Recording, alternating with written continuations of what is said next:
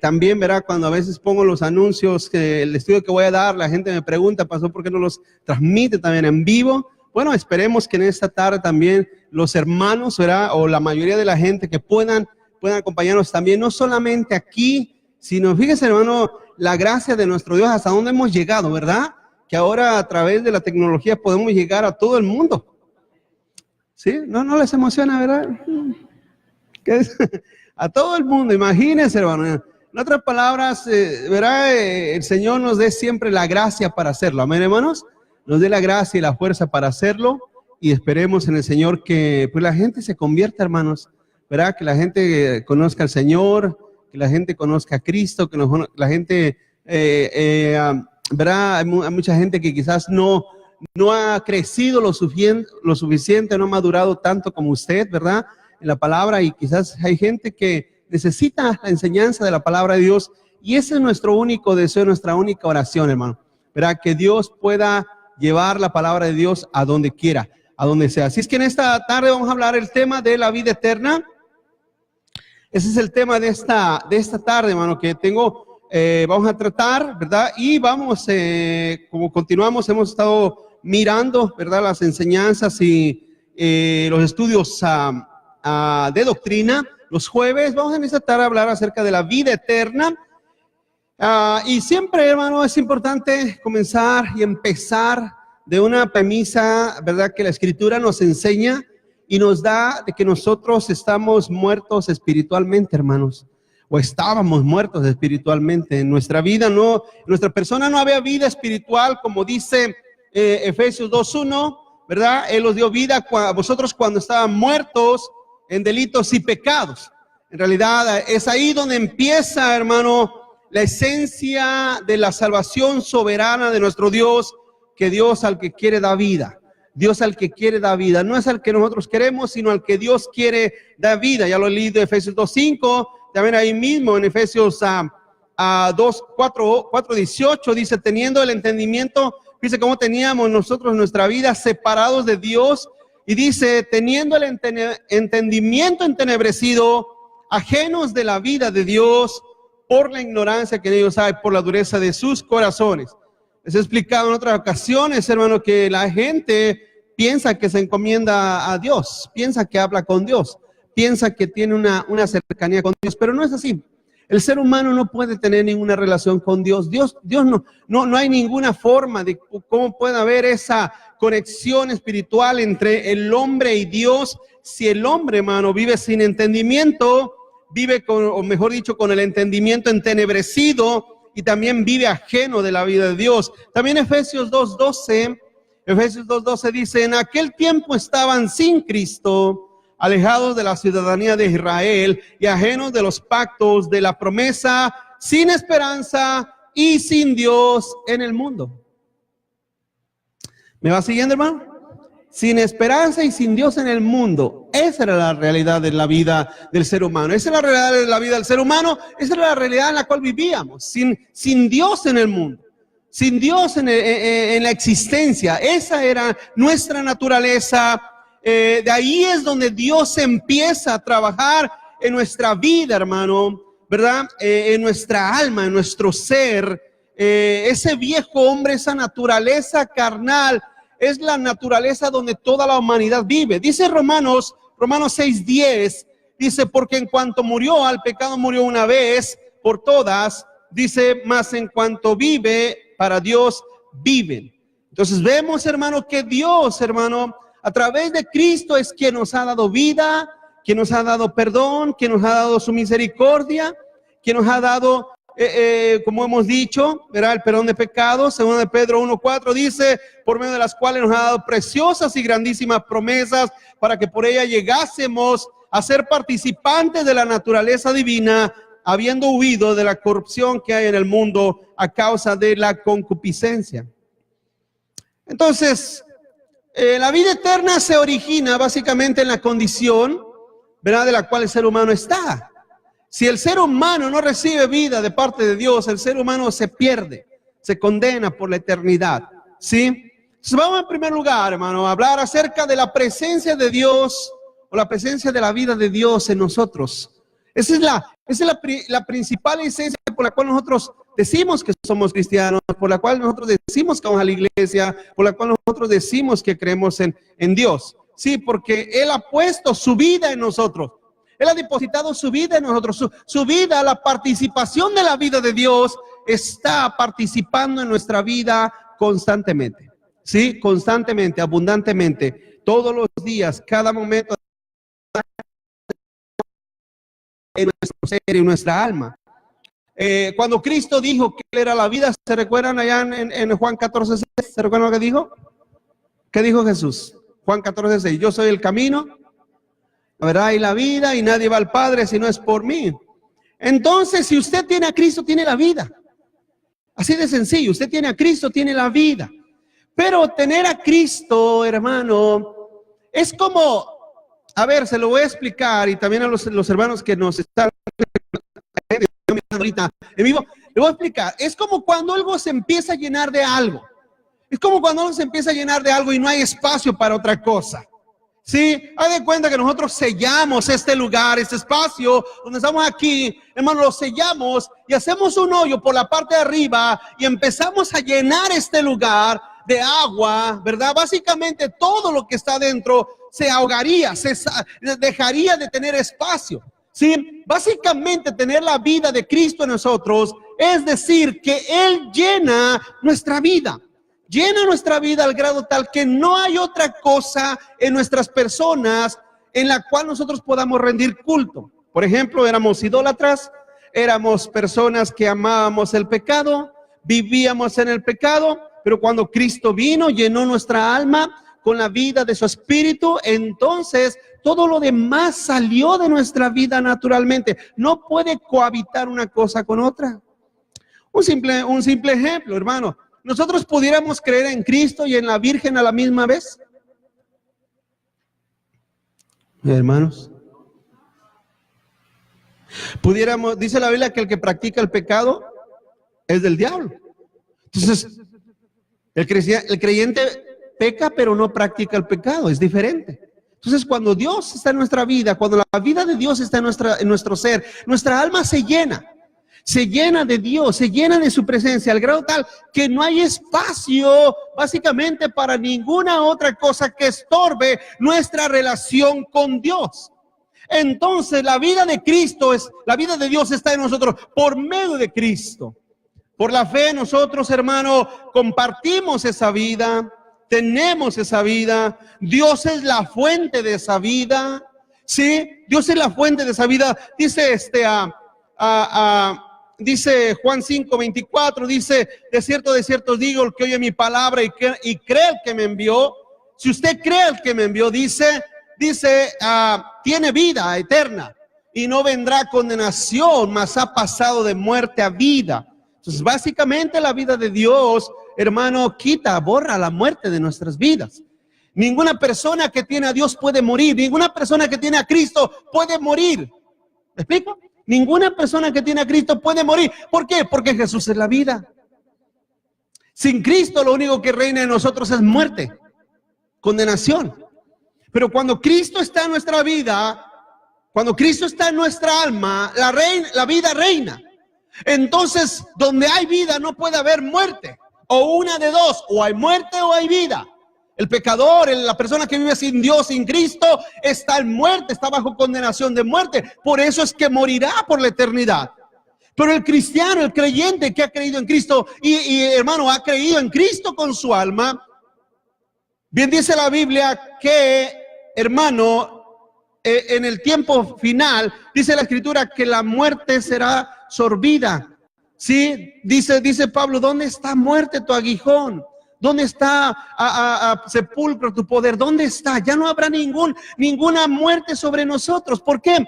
Porque Cristo, que es la vida, Él es quien está en nosotros. Vuelvo a leer aquí Juan 6:24, dice, de cierto os digo, el que oye mi palabra y crea al que me envió, tiene vida eterna y no vendrá condenación, mas ha pasado de muerte a vida. Entonces, un cristiano que tiene a Cristo, un cristiano que es creyente en Cristo, que ha confiado en Cristo, que confía en el Señor Jesucristo como Señor, como Salvador, básicamente no hay muerte, pero no hay muerte en esa persona, no pasará muerte, no pasará la muerte eterna, me refiero, porque lógicamente la muerte física todos la pasaremos, pero no pasará la muerte eterna porque tiene la vida de Cristo, la vida de Dios. A eso vino Cristo, Él vino a dar vida a los pecadores, amén, hermano.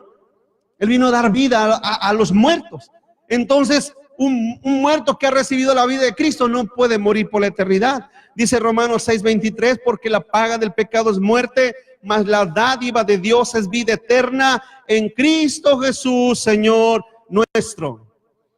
Ese es el regalo de Dios a los que creen, vida eterna, vida eterna. Por eso podemos confiar y creer que la vida eterna no se pierde. Hay iglesias, hay personas que creen que la salvación se pierde. Hay personas que creen que la salvación se pierde. ¿Cómo vas a perder algo que en primer lugar no lo lograste tú, no ha sido tuyo, Dios te lo dio? ¿Y cómo vas a perder algo que es eterno? Es como decir, hermano, es como decir básicamente que entonces Dios falla en la promesa de vida eterna. Es como decir que entonces no es vida eterna, es vida solamente pasajera. No, Cristo nos ha dado vida eterna por la fe. Cristo nos ha dado vida eterna en Él, por lo tanto es eterna. Hemos nacido de Dios, tenemos la vida eterna. ¿Sí? Por eso es que la creencia de que la salvación se pierde no es consistente con la palabra de Dios, con la Escritura. No es consistente con la promesa de Cristo en ningún aspecto. Cristo es la vida. Dijo Él, yo soy el camino, la verdad y la vida, y nadie va al Padre si no es por mí. Pero entonces, si usted cree en Cristo, entonces usted tiene el camino, usted tiene la verdad y usted tiene la vida, amén, hermanos. Entonces, esa es la verdad elemental de la vida eterna. Vamos a Romanos capítulo 8, verso 1. Abra su Biblia conmigo. Romanos capítulo 8, verso 1.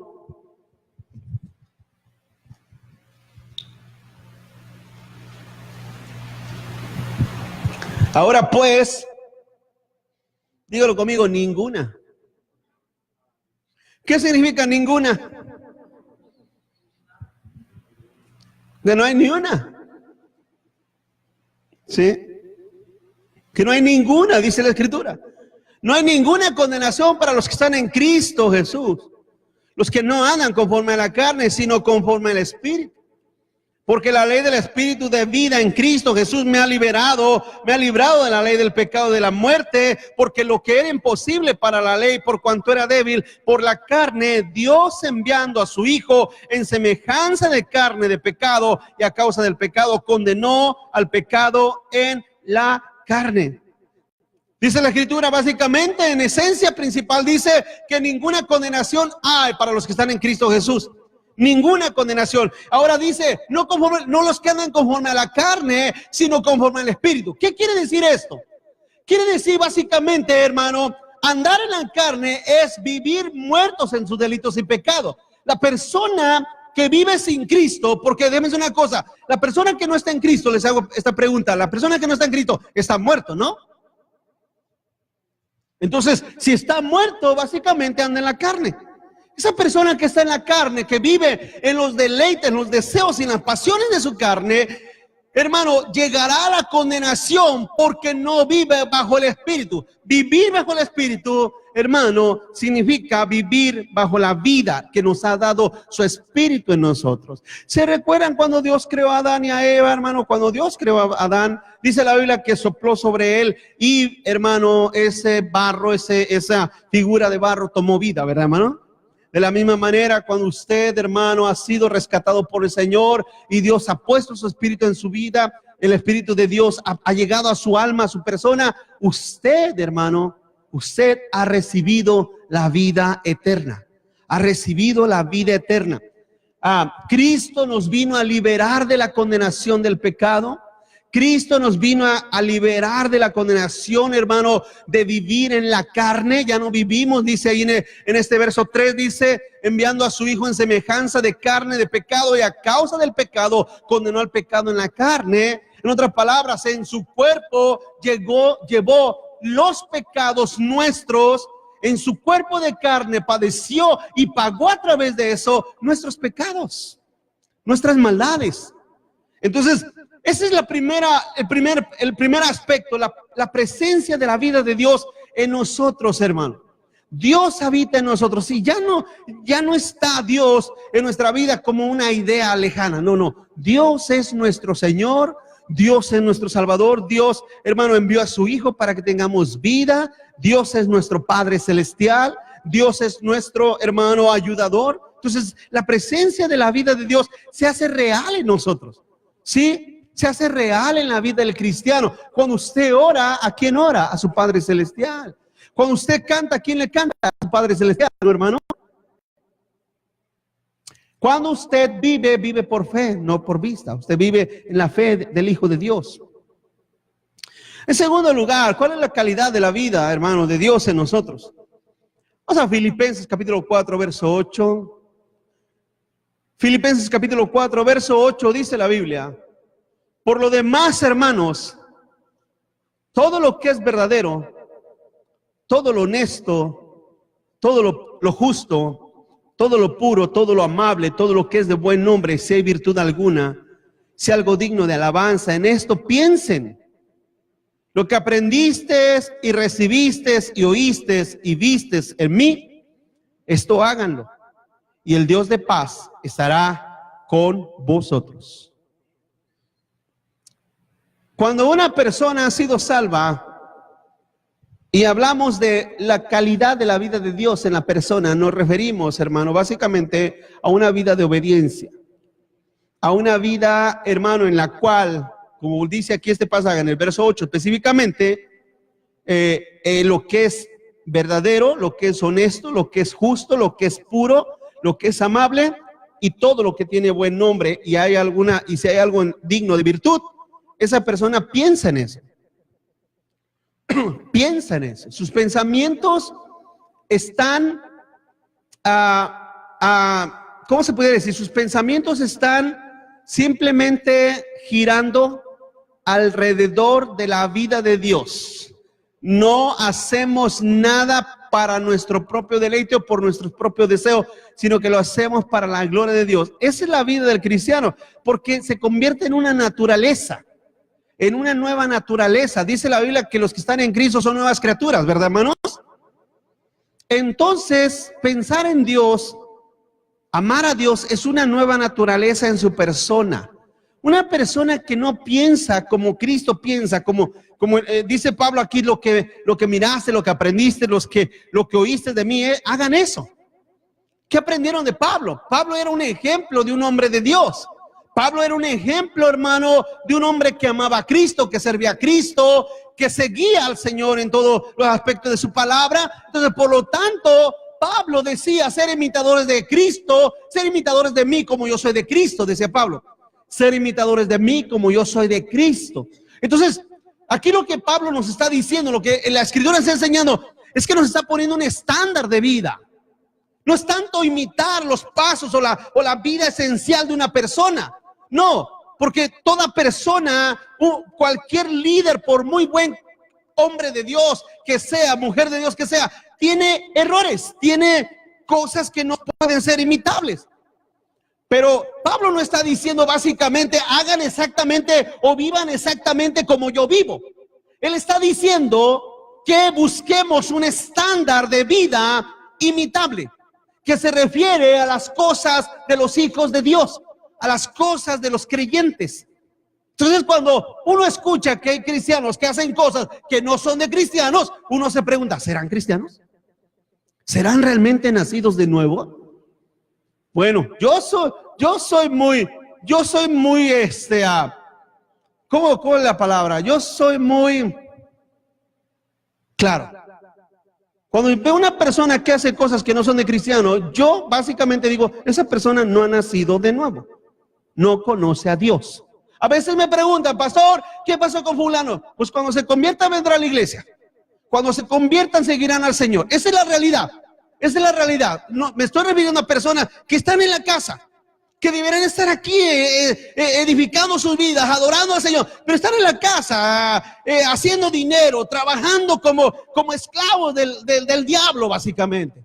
Y me pregunta la gente: hermano, ¿y qué pasó con esa pareja? ¿Qué pasó con él? pues cuando se conviertan realmente se virán y amarán al Señor. Es la realidad.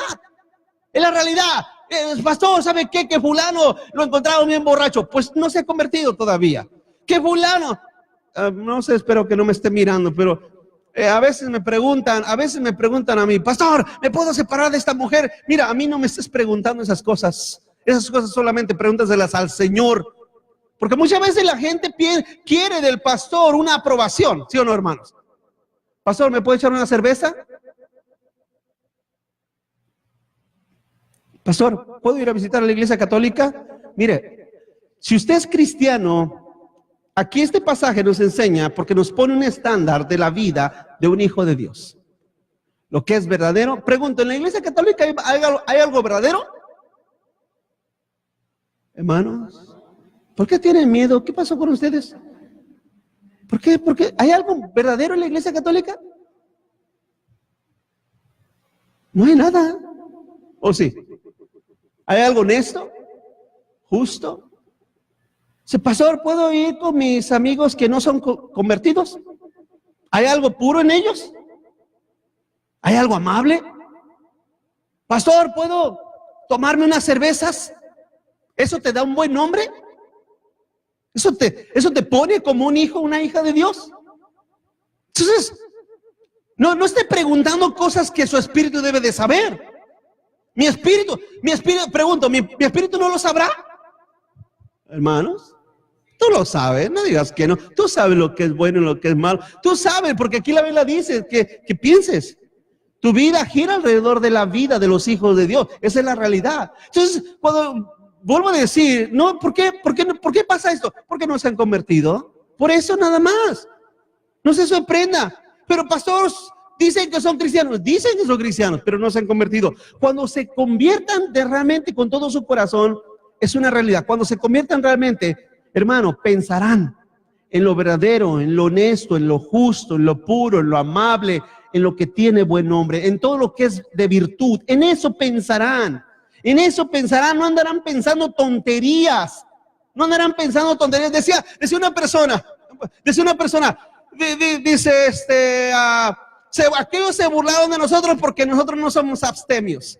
Abstemios es aquel que no toma vino. Abstemio es una persona que se abstiene, mejor dicho, del vino o no toma vino. Y entonces estos se jactan de que sí toman. Se jactan de que sí toman vino y entonces dicen, no, yo soy libre en Cristo. Vuelvo a decir, la persona que tenga libertad en su conciencia, que haga lo que quiera hacer siempre y cuando su conciencia no le condene como es pecado. Esa es la realidad. Entonces, no son cuestiones de preguntas, porque Dios, hermano, está en mi vida. Cuando doy un paso, yo sé que Dios me está viendo. ¿No sabes eso, hermano? Sí sabes eso, ¿verdad? Cuando vas a decir una palabra, ¿a poco no cuando vamos a decir una palabra, no la pensamos antes?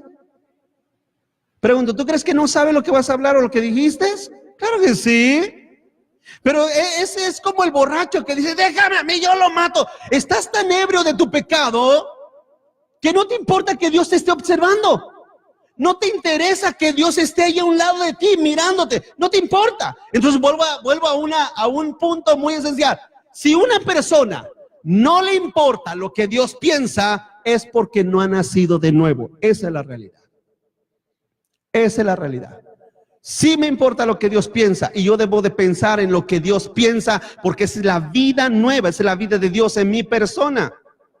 Ahora, si hay personas que dicen, pues yo sigo tomando, pues emborráchense, hagan lo que su regalada gana les antoje, háganlo. No anden pidiéndole ni excusa ni permiso a nadie, háganlo. Pero una cosa es importante que lo entendamos, eso no refleja la vida de Dios.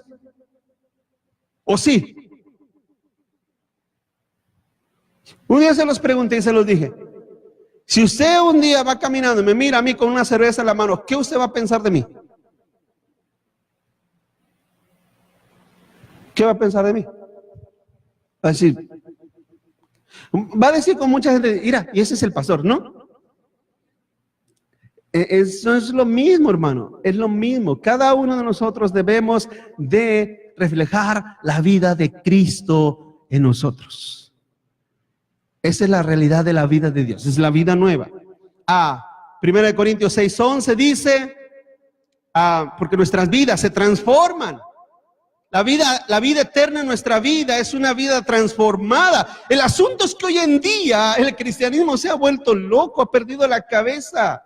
La iglesia ha perdido la cabeza. Ya a lo malo le dicen bueno y a lo bueno le dicen malo.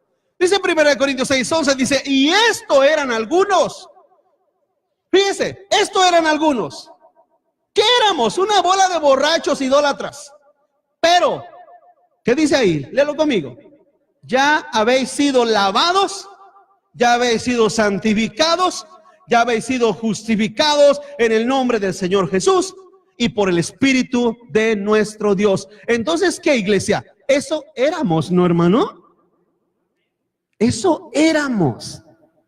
La vida nueva en Cristo, la vida eterna es lo que ahora ya no somos. Ahora somos nuevas criaturas en el Señor.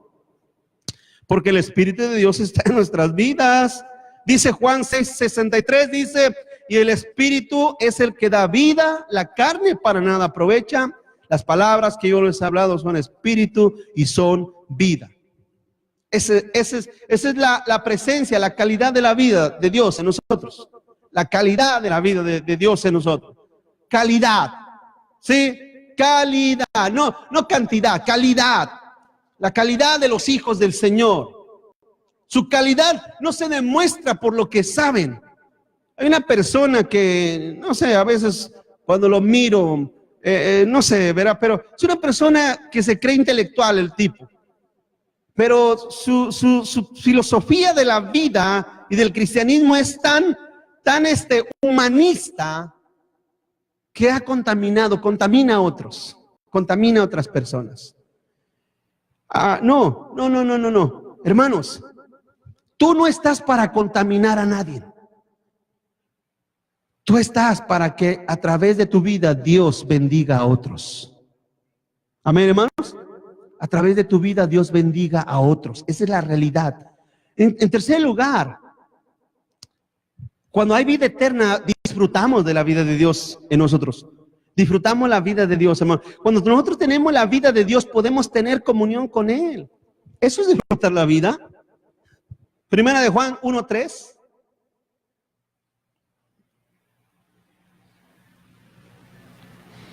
Primera de Juan 1:3 dice, lo que hemos visto y oído, eso les anunciamos. Para que también vosotros tengáis, ¿qué, hermanos? Comunión con nosotros, y nuestra comunión verdaderamente es con el Padre y con el Hijo, o con su Hijo Jesucristo. Para un hijo no hay cosa más agradable que estar al lado de su padre. Cuando su padre es un ejemplo, cuando su padre lo ama, lo cuida, lo educa, siempre está ahí para ayudarlo, para apoyarlo.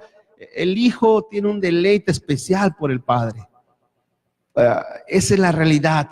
Y el padre también por el hijo. De eso se refiere la comunión. El disfrutar. ¿Cuál es la diferencia de los hijos de Dios que viven fuertes? Que viven siempre con una fe firme, estable. ¿Cuál es? ¿Cuál es la diferencia? Que la diferencia es que los hijos de Dios llevan sus quejas, sus dolores, sus angustias, sus tristezas, sus triunfos, sus fracasos, se los llevan a Dios, se los llevan a Cristo, a los pies del Señor. Siempre tienen esa comunión con el Padre. No van y se la platican a nadie más que a Dios, a su Padre celestial, a su Dios, a Él. Con Él tienen esa comunión. Entonces, lógicamente, en medio de mi tristeza, en medio de mi desánimo, de mi desaliento, en medio de toda situación, hermano, usted no me va a poder ayudar. Usted no me va a poder ayudar. Hoy mira, decía una persona, oye, pues qué chiste, dice, todo el mundo me dice, no estés triste, pero nadie me deposita $1,000 en el banco para solucionar mis problemas. Y es la verdad, usted no me va a poder ayudar. Sus palabras se van a quedar cortas para el alma que necesita sanidad, restauración, fortaleza, ánimo.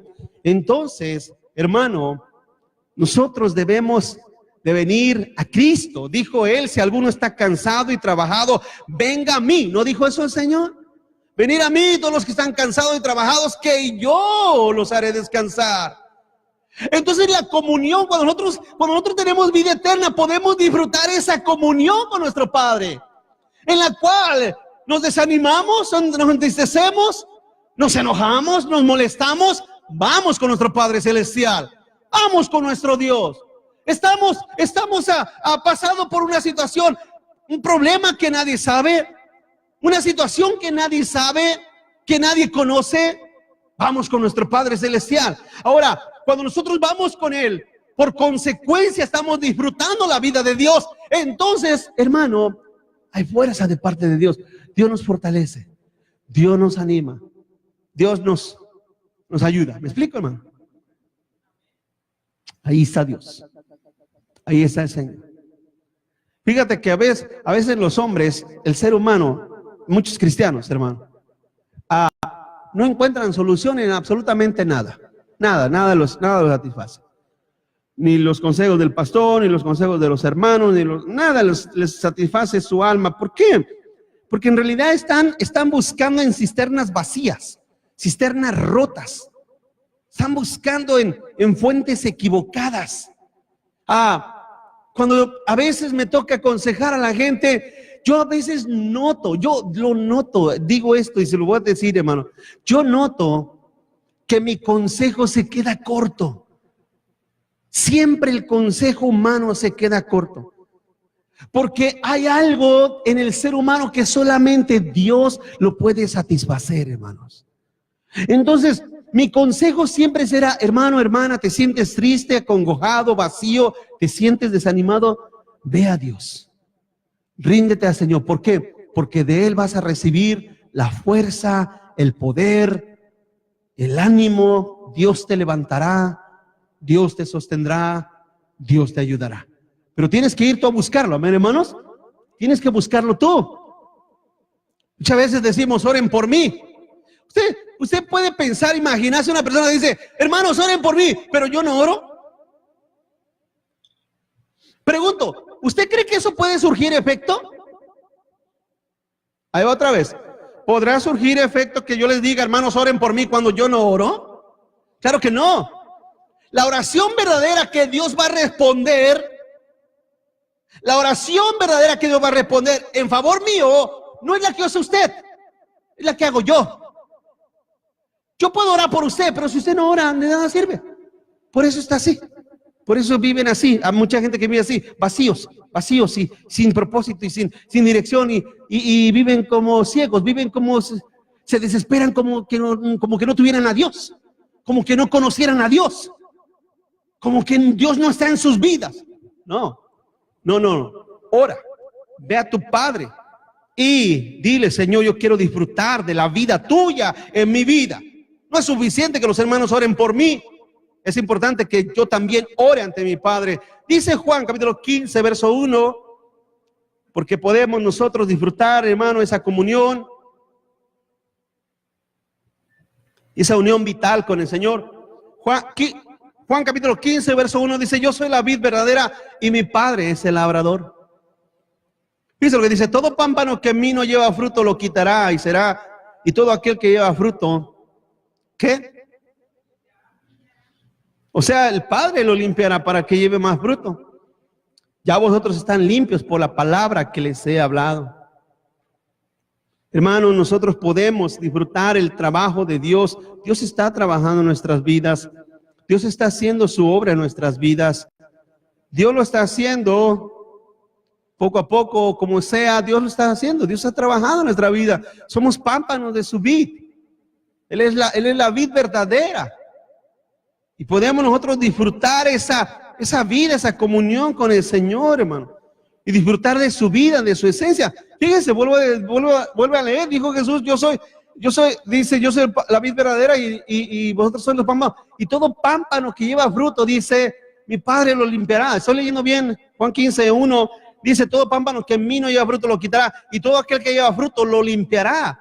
Sí, el Padre lo limpiará. Quiere decir que Dios, hermano, continúa haciendo una obra en tu vida, en tu persona, para que seas un pámpano fructífero, porque si no eres un pámpano fructífero, te espera el infierno.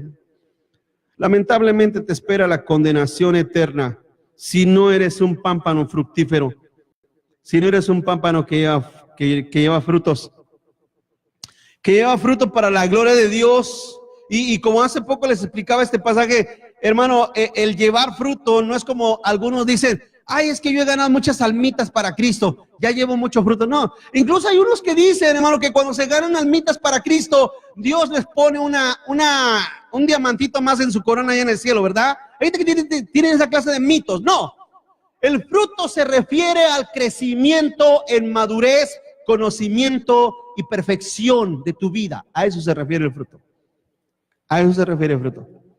Yo lo siento por las personas que después de 20 años de ir a la iglesia, no hay ningún crecimiento en sus vidas. Lo siento por esas personas. Es penoso, es lamentable. No sé qué pasa en tu vida. Yo, mi deducción, como el doctor, como si yo fuera doctor y me preguntara, pastor, pues me siento morir y no sé, ya siendo... Si yo como doctor te dijera un diagnóstico, te hace falta conocer a Cristo. Porque la vida en Cristo, ahí lo estamos mirando, hermano, que todo aquel pámpano que lleva fruto el Padre lo limpia, ¿no, hermanos? Sí, para que lleve más fruto. Primera de Timoteo 6:17. Primera de Timoteo 6:17 dice, volviendo al punto de disfrutar la vida de Dios, dice: a los ricos de este mundo manda que no sean altivos, ni pongan las esperanzas en las riquezas, las cuales son ¿qué, hermanos? Son inciertas, sino en el Dios vivo, que nos da todas las cosas en abundancia para que las disfrutemos. Esa es la esperanza de los hijos de Dios.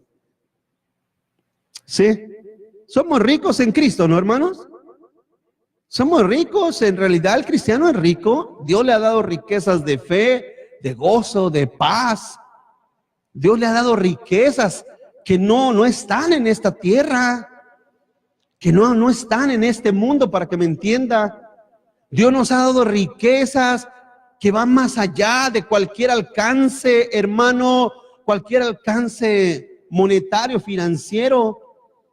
Podemos nosotros disfrutar de las cosas que Dios nos da. Dice que Dios nos da, pero no nos da riqueza porque las riquezas son inciertas. En otras palabras, hermano, encontramos que las cosas materiales en realidad nunca llegan a traer una satisfacción total y absoluta. Nunca, hermanos, nunca. Si tuviéramos, mira, pon atención en esto, si tuviéramos, más quisiéramos. Si tuviéramos, más gastáramos. ¿Sí o no? Si tuviéramos, incluso si tuviéramos, o si algunos de ustedes tuvieran, quizás ni aquí estuvieran. Así es que no te creas que el tener, porque muchas veces la gente dice, si me sacara la lotería. ¿Usted ha leído historias de personas que se han ganado la lotería que lo vuelven a perder todo? ¿Nunca ha leído esas historias? Está para reírse, hermano, de verdad. Está para reírse. Busque historias de personas que han ganado la lotería y que lo han vuelto a perder todo, hermano. Un hombre, una de las historias, yo eso lo leí hace un tiempo atrás, pero me llamó la atención de un hombre que se ganó casi $300 millones. 300 millones de dólares. ¿Qué usted haría con 300 millones de dólares? Sí, así también le hizo ese hombre. Se los ganó. ¿Sabe cuánto le duraron los 300, casi 300 millones, 280 y tantos? ¿Sabe cuánto le duraron? 7 años, hermano. 7 años. Lo fueron a buscar, lo entrevistaron. El hombre vivía en la calle, hermano, como un homeless. Bien dijo Pablo, las riquezas son ¿qué? Inciertas. no te van a dar seguridad. No dan seguridad a nadie, hermano. Pero Dios nos da bendiciones en abundancia para que las disfrutemos. Y no necesariamente se refiere a las cosas materiales. Primera de Juan 2:5 dice,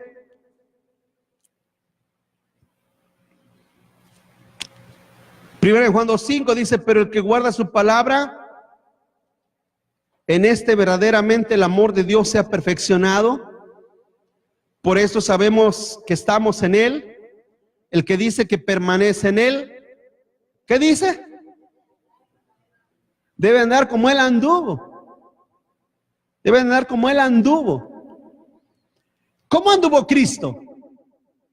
Algunos dicen que era rico. ¿Sí sabe eso? ¿Sabe eso? Sí sabe que algunos dicen que Cristo era rico. Hay un pastor aquí en Los Ángeles, un hombre millonario, él es pastor, millonario. Tiene 10 Rolls Royce. ¿Sabe cuánto cuesta cada Rolls Royce? 300,000, 400,000 dólares. Tiene como unos 10 el hombre. Y él dice, usted lo puede encontrar en videos, él dice, ¿sabes por qué yo tengo 10 Rolls Royce? Porque Cristo era millonario. Porque Cristo era rico. Hermano, Cristo no era rico. Lo volveremos a decir una y mil veces. Cristo no era rico. No era millonario. Él no tenía, dijo él, verá que él dijo que no tenía ni dónde recostar su cabeza, hermano. Queriendo decir que él no tenía una propiedad propia, donde él llegar como su casa, como usted llega a su casa y se quita las chanclas y se sienta en el sillón y ahora sí traigan. No, Cristo no tenía un lugar así. El Señor no tenía un lugar donde vivir, para que me entiendan. Cristo tenía que estar de un lugar a otro, viajando, dormía en el campo, donde llegara la noche y se acostaba a dormir con sus discípulos. Él nos enseñó una vida ejemplar, pero no es la vida, hermano, no es la vida monástica como algunos lo piensan, que Cristo, hermano, no tenía, se abstenía. No. Yo me imagino que había momentos, porque Cristo, hermano, lógicamente tenía personas que lo ayudaban y que lo soportaban económicamente. Y me imagino que había momentos en los cuales se sentaba a comer con sus hermanos, con los discípulos. Y la gente, me imagino que la gente lo querían, ¿cómo se dice? Complacer.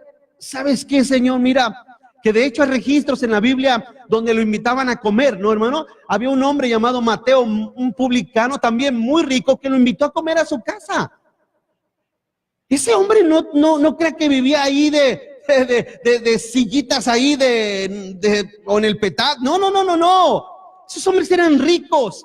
Lo invitaron, Señor, ven a comer a mi casa, ven, pasa. Y me imagino que le sirvieron las mejores comidas de aquel tiempo. Y lo sentaron en los mejores lugares. Y todo el mundo alrededor de él, admirando al Señor, dándole su verdadero lugar como el Señor, como el Rey. Claro que sí, Jesús lo aceptaba porque Él es Dios, porque Él es Rey.